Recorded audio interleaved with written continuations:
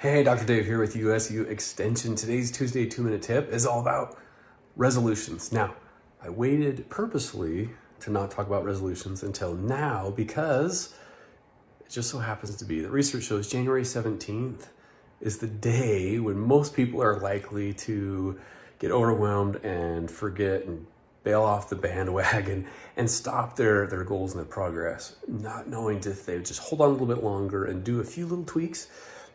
So I like to call it New Year's more habits and practices rather than resolutions. Resolution kind of has this bad rap, like no one keeps their resolutions. And most people don't, right? And most people fail after the first few weeks because we have a lot of motivation and energy and adrenaline. I'm going to do so much good. And then it's tough and it's cold outside, right? Or we get down and we haven't lost as much weight, or we're not getting out of debt. And so here's a few tips. One, set realistic goals. Okay, realistic. They have to be things that are achievable, where you can celebrate small wins, these little small victories, like, hey, I just paid $50 toward our debt. We're gonna get out of debt, and I'm making progress. Celebrate those, or I'm down 2 pounds, or whatever. Celebrate the small victories, those wins.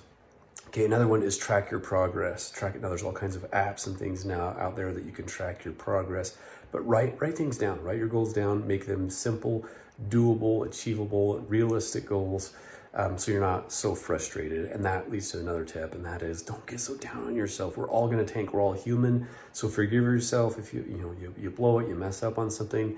Get back to it and get into that habit, make it a habit and a routine. So when I talk about goals, say, I want to be more grateful for 2021. That's wonderful, but break it down and actually do something. For example, the text 2 before 10, one of my challenges I give out is text 2 people gratitude and love or appreciation 3 days a week, right before 10 a.m. And that's specific, something that you can really monitor and measure the progress. Another tip is,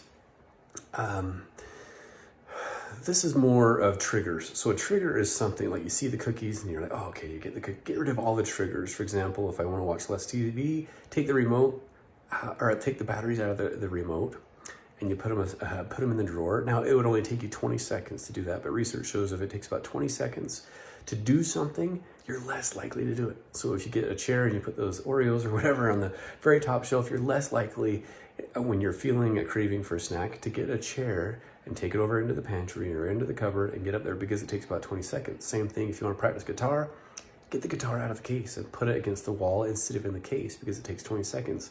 Same thing with the gym. Get your gym shoes out or sleep in your shorts or whatever to put your shoes right by your bed, and you're more likely to do things when you remove those barriers and those triggers. So that's another tip. Also accountability, having some friends or family or someone to report to check in with, because when we're not accountable, we're more likely to slip and to fall into some of those bad habits. So that's all for now. A few little tips on resolutions and goals, again, habits and practices, and stick with it, because January 17th is right around the corner. If you can stick with those changes that you made, celebrate the small wins, help others with their goals, check in with them, and we're off to a better 2021. So that's all for now. I'm Dr. Dave with Utah State, sharing tips to make life great.